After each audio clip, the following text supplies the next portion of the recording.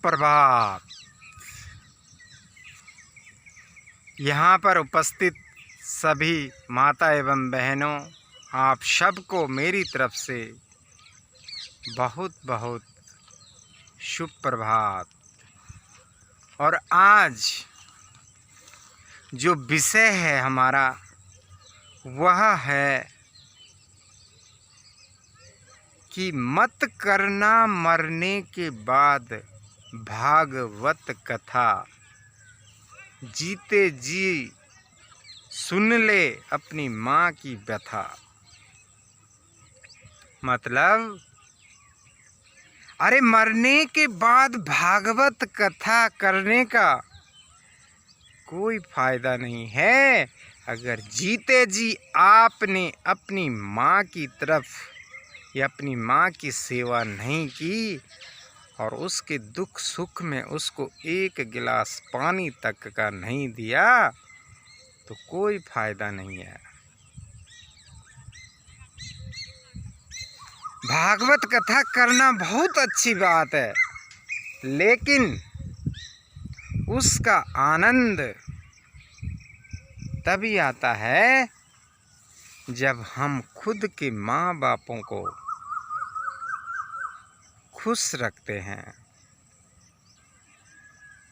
क्योंकि भागवत सुनना और उस पे मनन करना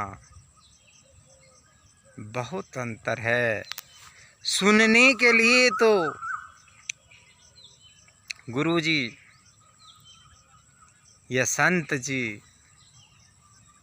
बड़े अच्छे ढंग से समझाते हैं, लेकिन उसी दायरे तक जब तक हम पंडाल में बैठे होते हैं तभी तक हमारा मन एकाग्र होके वहाँ पर लगा रहता है। और जैसे ही पंडाल से बाहर आए, उस सत्संग से उठकर बाहर आए तो 150 मीटर की दूरी के बाद फिर मन में वही लालच, वही लालसा लगी रहती है कि कल का क्या होगा, आज का क्या होगा, शाम के भोजन का क्या होगा, दिन के भोजन का क्या होगा। तो कोशिश करें कि अगर आपने कोई शब्द भागवत कथा में सुना है तो उस पे मनन करें, तभी आनंद आएगा, तभी आनंद आएगा। क्योंकि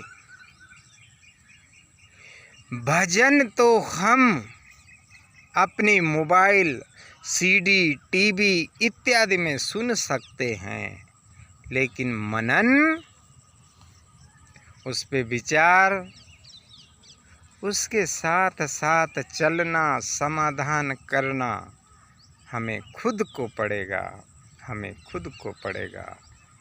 तो इसलिए मेरी माता एवं बहनों, आप भी कोशिश करना कि अगर सच्चे ध्याय से आप अपने काम को छोड़ के इस भागवत कथा में आते हैं या कहीं सत्संग कीर्तन मंडलियों में जाते हैं तो कृपया अपना ध्यान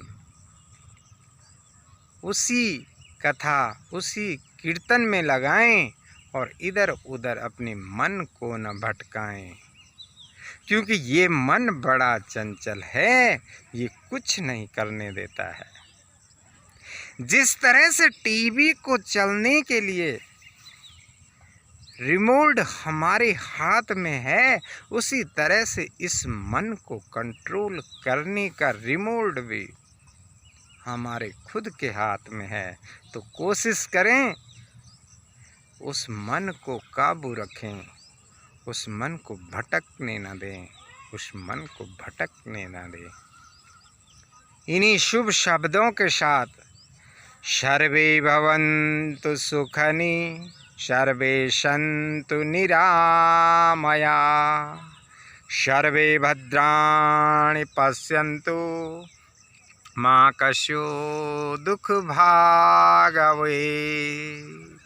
माँ कस्यो दुख भागवे। सभी सुखी हों जगत में, सभी निरोगवान हों, किसी को कोई कष्ट न हो और सब अपने बच्चों के साथ, अपने परिवार के साथ सुखी रहें। ओम शांति शांति शांति।